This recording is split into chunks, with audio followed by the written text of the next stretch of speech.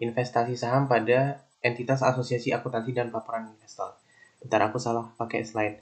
Nah, jadi tadi pas persiapan tentiran itu kan aku sempat kirim slide-nya Pak Amri. Nah, ternyata slide-nya Pak Amri itu lebih menekankan ke teorinya. Jadi dari sisi hitungannya agak kurang ilustrasinya. Jadi di sini aku akan pakai slide dari dosennya Dinda nih. Nah, jadi di slide dosennya Dinda ini mudah-mudahan dengan warnanya yang unik, terus juga jurnal-jurnalnya rapi, bisa membantu teman-teman sekalian untuk memahami lebih dalam mengenai investasi saham. Oke, kita langsung masuk ke pembelajarannya ya. Jadi tujuan pembelajaran kalau di TM2 itu adalah kita mengetahui apa sih tujuan berinvestasi.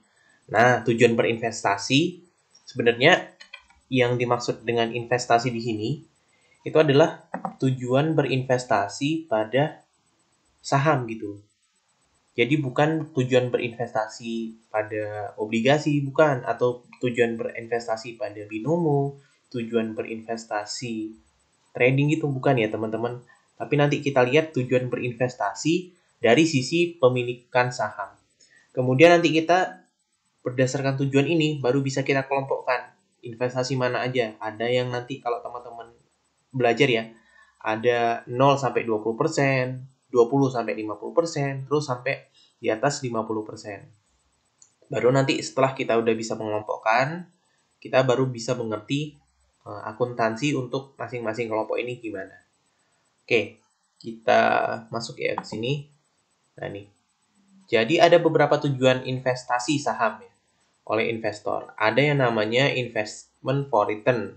Berarti ketika dia menginvestasikan saham, berarti tujuannya adalah untuk mencari pengembalian dalam bentuk dividen, bisa dalam bentuk capital gain. Misalnya saham Bank BRI misalnya, beberapa hari lalu turun, langsung mereka beli, terus ketika beberapa hari kebelakangan ini naik, mereka langsung jual tuh. Nah itu kan ada capital gain ya. Nah itu bisa merupakan investment for return. Kemudian ada safety cushion, kemudian ada cyclical cash need. Nah ini misalnya perusahaan itu tuh punya kelebihan kas. Punya kelebihan kas.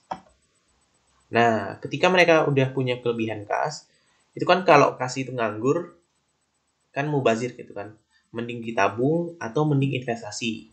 Pertimbangannya kalau ditabung mungkin bunganya masih sedikit gitu. Hampir mendekati inflasi. Jadi kayak nggak kerasa gitu return atau pengembalian dari bunga. Maka mereka akan coba investasi nih. Nah, investasinya nanti sewaktu-waktu bisa dijual, nanti kita kelompokkan sebagai available for sale. Kemudian ada juga purchase for influence. Jadi lewat pembelian saham, mereka bisa menginfluence atau memengaruhi satu perusahaan. Misalnya dengan kepemilikan 30% deh. 30% mereka bisa ngambil pengaruh yang signifikan. Contohnya ketika mereka ingin memutuskan apakah membeli aset tahun depan, melakukan ekspansi tahun depan, atau ketika di dalam RUPS menentukan apakah ada pembagian pembagian dividen tahun ini, orang yang mempunyai kepemilikan saham 30% itu bisa mempengaruhi keputusan RUPS. Terus ada juga purchase for control. Nah, jadi tujuan pembelian sahamnya apa? Ya, untuk mengontrol atau mengambil alih satu perusahaan. Nah, ini mudah ya kalau yang purchase for control pasti nanti kaitannya dengan kepemilikan saham di atas 50%. Contoh 51% itu udah bisa tuh disebut sebagai purchase for control. Bentar. Oke, kita lihat ya di sini. Nah, ini nih lebih jelasnya. Kita lihat, kalau investment for return itu tuh untuk short term, untuk jangka pendek. Terus tujuannya apa? Mencari profit. Nah, contohnya adalah trading, saham trading. Jadi, misalnya hari ini dibeli, besok udah dijual. Atau hari ini dibeli, minggu depan dijual. Nah, terus proporsinya biasanya small, kecil. Kecil berapa? Kurang dari 20% kepemilikan saham. Nanti kita sebut sebagai equity investment trading. Terus ada juga nih, dia jangka pendek, tapi bukan untuk mencari keuntungan dari jual beli. Tapi sewaktu-waktu ketika misalnya perusahaan butuh uang, maka si investasi ini akan dicairkan gitu, akan dijual. Nah, itu disebut sebagai ini equity investment non trading. Jadi tidak untuk diperjualbelikan, tapi biasanya untuk menjaga-jaga ya. Jadi cyclical cash need. Ketika perusahaan lagi siklusnya punya kas berlebih, maka mereka akan investasi. Nanti ketika misalnya mereka butuh kas yang banyak, maka mereka akan menarik investasinya. Contohnya misalnya perusahaan yang bergerak di uh, itu usaha usaha untuk membuat baju dingin gitu kan. Mereka kan butuh kasnya itu, kas masuk kas keluar, itu kan ketika musim dinginnya tuh. Nah, ketika musim panas mereka tuh kan tidak akan beroperasi ya. Masa orang musim panas mereka pakai baju yang hangat, malah kepanasan kan. Nah, jadi mereka bakal menginvestasikan tuh uang-uang mereka dari yang musim dingin lalu, mereka investasikan ke dalam satu investasi. Nanti ketika udah mulai dekat musim dingin, mereka jual investasinya. Nah, itu yang disebut sebagai cyclical cash need. Terus kita lihat lagi purchase for influence. Nah, ini long term ya, di antara 20% sampai 50%. Kemudian namanya nanti adalah equity investment in investee, atau bisa juga nih diganti misalnya equity investment in PT Wirawiri gitu, atau PT apa kemarin Sky Racing Bike-nya. Nah, itu boleh tuh. Jadi nggak harus terpatok ya investasi ini. Terus kita lihat lagi ini purchase force control ada. Nah, ini indikasinya adalah kalau dia membeli untuk kontrol ya pasti jangka panjang. Nggak mungkin dia hanya mengontrol perusahaan 1 hari ya atau 2 hari, nggak, bukan. Tapi mereka pasti jangka panjang, lebih dari 1 tahun. Terus, nah ini, dibeli untuk mengontrol investi, terus large 50%. Nah, di sini ya ada istilah investor, mana? Investor, belum ada ya? Kita tambahin. Oh, ini nih, ada investor, ada juga investi. Apa sih bedanya? Jadi kalau investor ini adalah yang menanamkan investasinya, yang nanamin duitnya.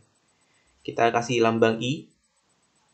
Nah, sementara investi ini adalah pihak yang diberikan dananya, berarti dananya masuk ke dalam investi.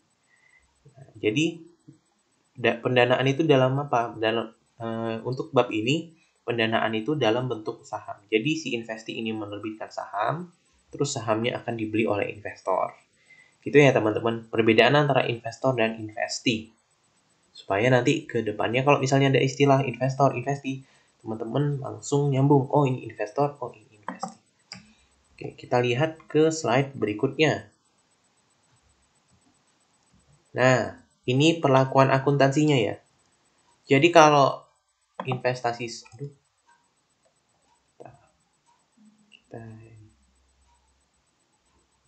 nah, udah. Jadi kalau misalnya pelakuan akuntansinya, kalau teman-teman lihat itu cuma 2 loh. Cuman cost method atau equity method. Ya, kalau purchase for control juga equity method atau cost method. Jadi antara 2 ini. Nah, gitu ya. Terus siapa saja yang pakai? Nah, kalau yang kepemilikannya kurang dari 20%, yang kategorinya small, entah dia available for sale, entah dia trading, itu pakai cost method. Nah, gitu. Terus kalau misalnya dia 20% sampai 50%, kita pakai equity method. Terus kalau misalnya dia kepemilikannya besar, itu boleh memilih antara equity method atau cost method. Nah, untuk di bab ini kita akan lebih fokus nih kepada equity methodnya. Jadi di antara 20% sampai 50%, terus di atas 50%. Nah, menjadi pertanyaan nih bagi teman-teman. Sebenarnya boleh nggak sih equity method ini dipakai untuk di atas 50%? Jadi ternyata jawabannya itu boleh teman-teman. Di buku BIMS itu dijelasin untuk equity method itu boleh dipakai dari rentang kepemilikan 20% sampai dengan 100%. Nanti teman-teman boleh cek ya di buku BIMS-nya. Kita lanjut ke slide berikutnya.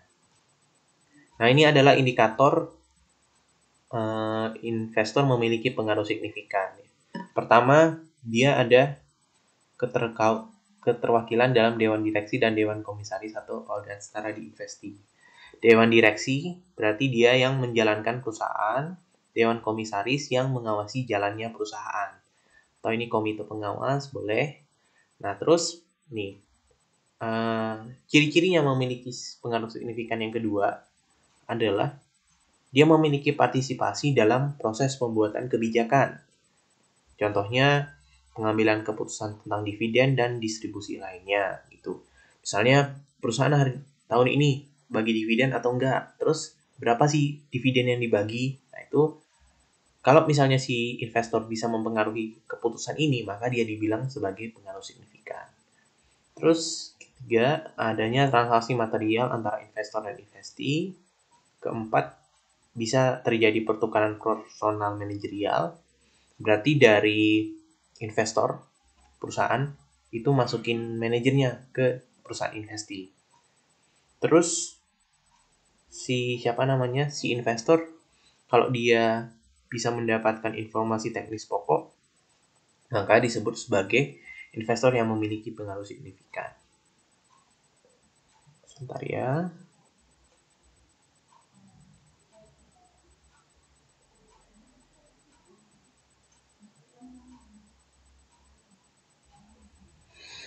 Nah, kita lanjut dulu.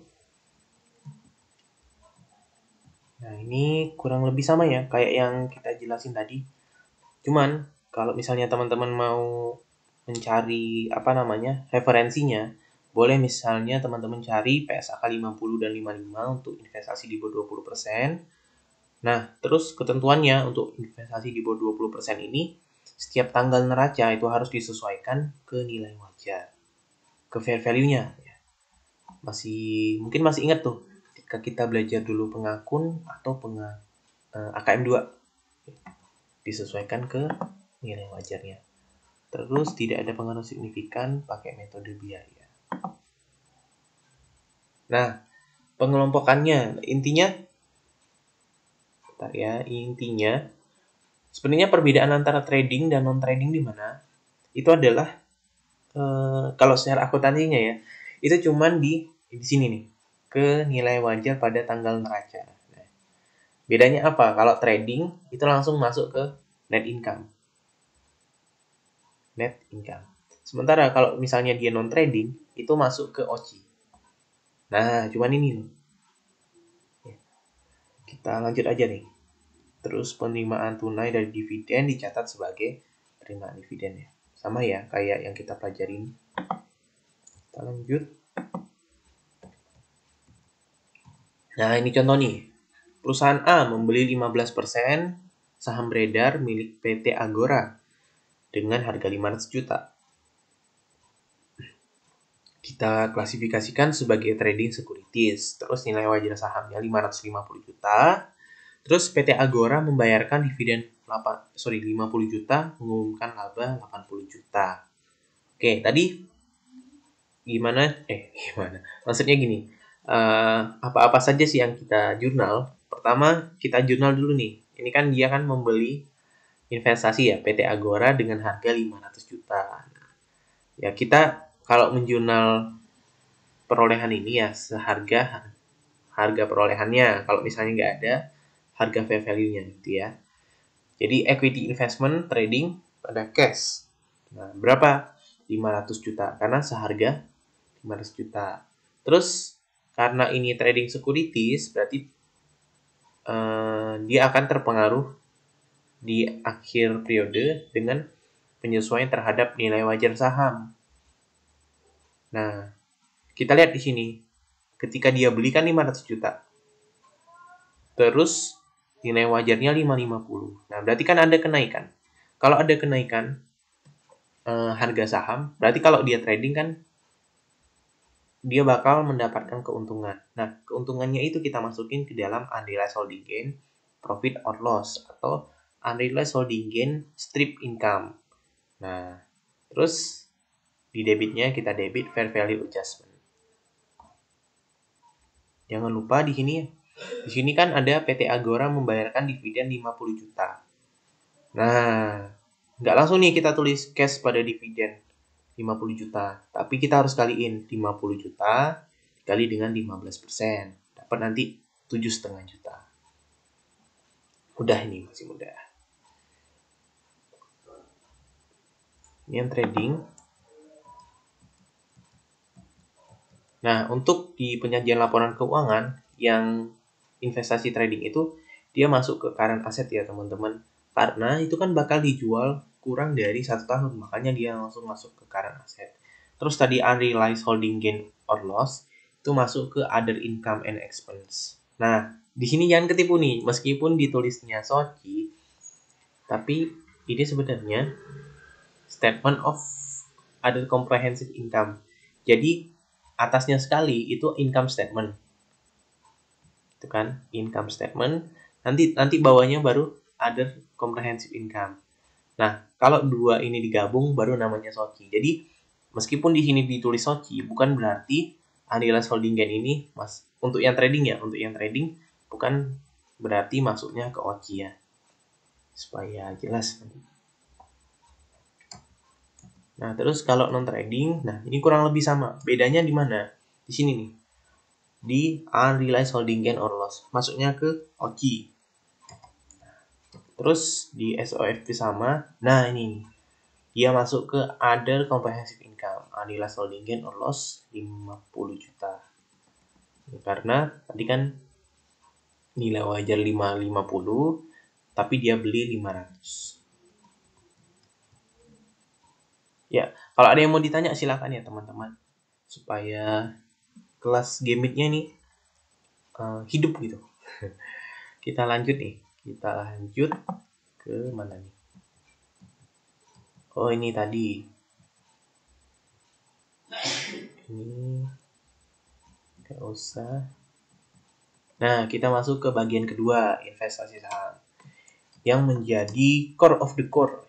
Jadi sebenarnya 80% pertemuan kedua ini yang membahas tentang investasi saham pada tingkat kepemilikan 20-50%.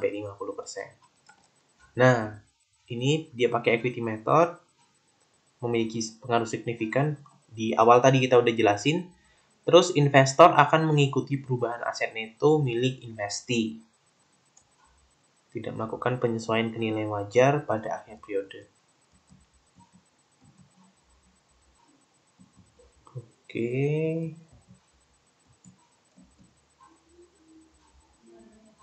Nah, ini ya. Apa sih equity investment? Maksudnya perlakuan akuntansinya gimana?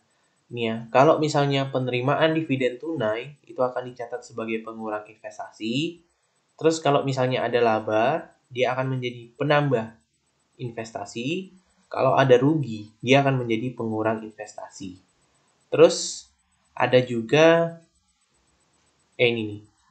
Nilai investasi bertambah atau berkurang seiring dengan kenaikan atau penurunan ekuitas investi. Jadi setiap kali ekuitas investi bertambah, misalnya ada laba nih, itu kan menambah ekuitas investi, maka dia juga akan menambah investasi ya, atau menambah nilai investasi. Sebaliknya kalau misalnya dividen tunai, itu kan mengurangi ekuitas ya, mengurangi RE.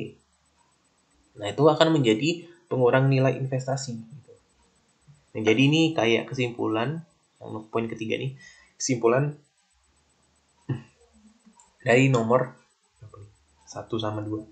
Nah, terus tidak melakukan penyesuaian nilai wajar saham pada akhir periode. Berbeda kalau dia tadi metode cost atau fair value, dia pakai penyesuaian terhadap nilai wajar. Oke. Kita lihat contohnya. Nah, di sini ya. PTA itu ternyata membeli 30% saham. Nah, apakah udah memenuhi equity method? Udah ya, karena harus dari 20% sampai 50%. Jadi, terpenuhi nih syaratnya. Terus, harganya berapa? Harga investasinya 800 juta. Langsung kita catat. Equity investment in Agora pada cash 800 juta. Terus, kita lihat A menggunakan akuntansi metode ekuitas untuk investasi saham PT Agora. Pada akhir tahun nilai wajar menjadi 850 juta. Ya, kalau ekuitas ya, nggak usah ya pakai nih, nggak usah pakai nilai wajar. Jadi kita nggak usah perhatikan. Terus PT Agora membayarkan dividen 50 juta, mengumumkan laba 80 juta. Nah, berarti kita udah bisa mengakuinya. Di sini kita jurnal cash pada equity investment. Ingat, karena kita cuma punya 30% kepemilikan saham, kita kaliin 30 kali 50, 15 juta. Terus kalau labanya gimana nih? Laba ya, ingat laba tadi menambah RE berarti menambah ekuitas. Nah, kalau menambah ekuitas, berarti equity investment in Agora pada investment income. Jadi, equity investment pada investment income, terus investment income nanti masuknya ke other income and expense di income statement. 80 kali 30, 24 juta. Ini masih mudah nih. Mudah-mudah kok ini, karena kita udah belajar. Jadi harus pede. Kita udah belajar, kita udah tendiran. Besok-besok ada latihan. Nanti ketika UAS, UTS bisa fight. Terus ini investasi sampai dengan 50%, di atas 50%. Nah, ini ada beberapa metode nih.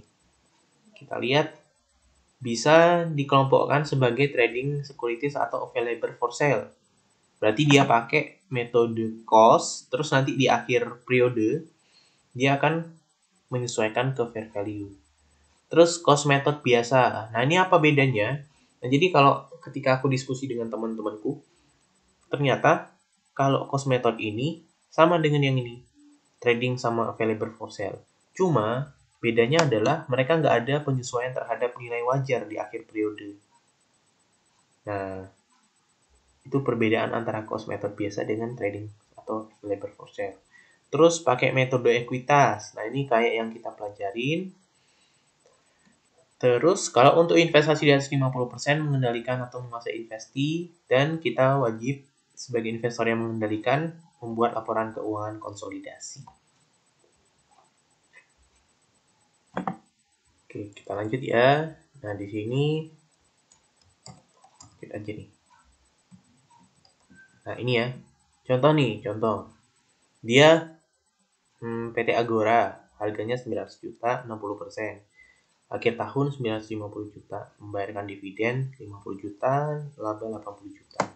Ya, kalau cost method biasa ini mudah sekali ya. Lebih mudah dari trading dan non-trading atau available for sale. Kita lihat, dia pertama cuma mencatat harga perolehan, pembelian investasi pada harga perolehan. Sama ya, jadi equity investment pada cash 900 juta. Terus yang kedua yang dicatat apa? Yang dicatat adalah penerimaan dividennya. Cash pada dividen income, tadi kan kita cuma beli 60%, berarti 60 dikalikan dengan 50, jadinya 30 juta. Ya, jadi lumayan mudah nih kalau investasi saham pada cost method. Terus nilai wajarnya diapain? Nah, karena dia cuma cost method, maka nilai wajar ini diabaikan. Atau kalau bahasa formalnya, penyajian tahun ini, penyajian tahun depan, tahun-tahun berikutnya itu sesuai dengan harga perolehan. Tidak ada penyesuaian terhadap nilai wajar. Nah, perubahan atas equity investment ini, ya nilainya itu baru terjadi kapan? Kalau misalnya perusahaan beli investment lagi, nah itu baru nambah, atau dia jual, nah itu baru equity investmentnya berkurang.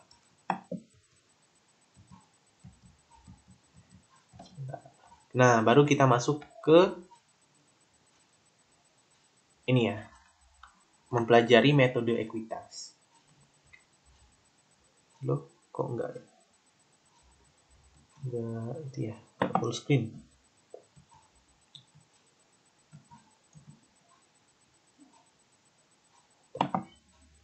Nah, udah.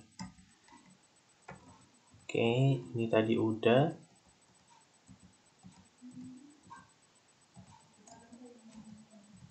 Nah, kita masuk ke ilustrasi bagaimana sih penerapan equity investment, metode ekuitas. Nah, mungkin yang teman-teman bingung adalah apa sih excess value, terus kayak mana cara alokasinya. Nah, kita coba sama-sama belajar dengan slide yang ini. Ini slide-nya benar-benar bagus. Kita lihat ya. Nah, di sini posisi keuangan investi PT Lumintang. Berarti kalau dari tulisan ini kan, investi, berarti kita ada rencana membeli perusahaan Lumintang. Gitu. Kita sebagai investor akan membeli perusahaan Lumintang. Oke, kita lihat. Pertama kita akan lihat berapa sih nilai buku ekuitas atau nilai buku dari PT Lumintang. Nah, nilai buku itu kan, atau nilai aset neto, nilai buku itu rumusnya adalah nilai aset neto dibagi jumlah lembar saham. Nah, nilai aset neto itu apa? Nah, aset neto itu adalah, kalau tadi kita belajar sama Dinda, itu kan aset dikurangi dengan liabilitas. Ya, persamaan akuntansi kan aset sama dengan liabilitas tambah ekuitas. Nah, kalau misalnya aset neto, itu kan aset kurangi liabilitas. Berarti di sisi kanan cuma ada ekuitas. Nah, jadi dari mana sih nilai aset neto ini dapat? Itu ada dua cara. Pertama, teman-teman bisa pakai total aset kurangi liabilities, berapa? 20 kurang 4, 16 sama. Atau yang kedua, pakai penjumlahan ekuitas. Nah, ini 10 tambah 6, 16 juga. Sama ya. Nah, terus dibagi jumlah lembar saham. Berapa nih? 1 juta. Ini tertera di soal ya. Berarti nilai bukunya 16.000 lembar per saham. Nah, data 16.000 per lembar saham ini akan kita gunakan untuk memahami kondisi-kondisi di dalam pembelian atau investasi metode ekuitas nanti. Bisa saja investor atau kita itu akan membeli pada harga 16.000 per lembar saham, atau lebih dari 16.000 per lembar saham, atau kurang dari 16.000 per lembar saham. Oke.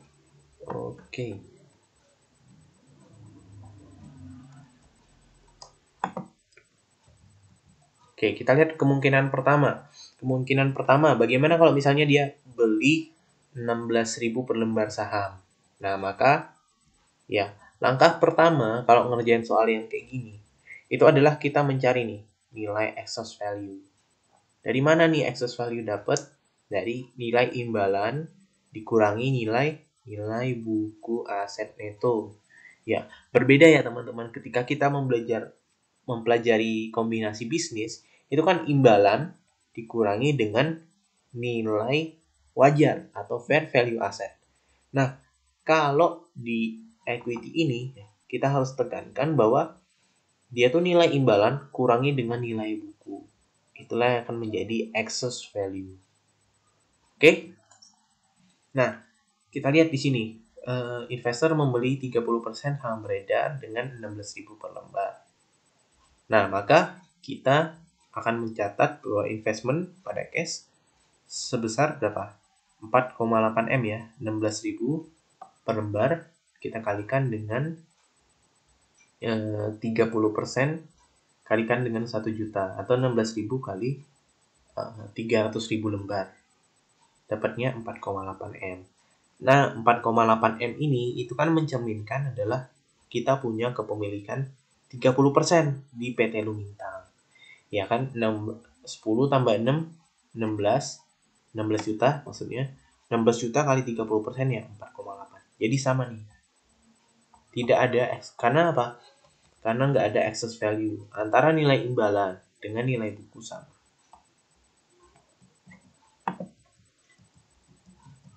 Oke.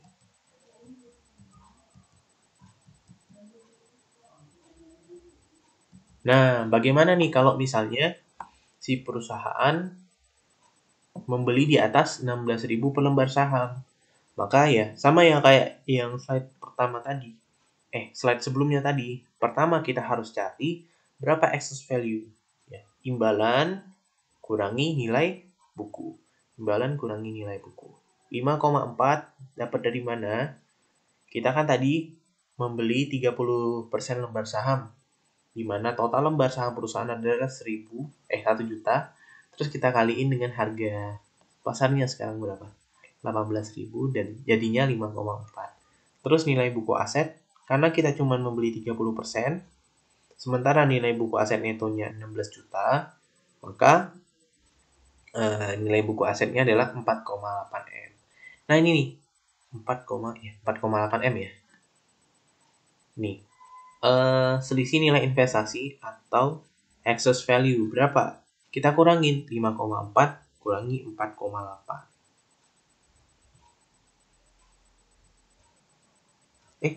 Sebentar dulu, sebentar. Aku mau tanya dulu. Ini Dina baru ngechat. Katanya ini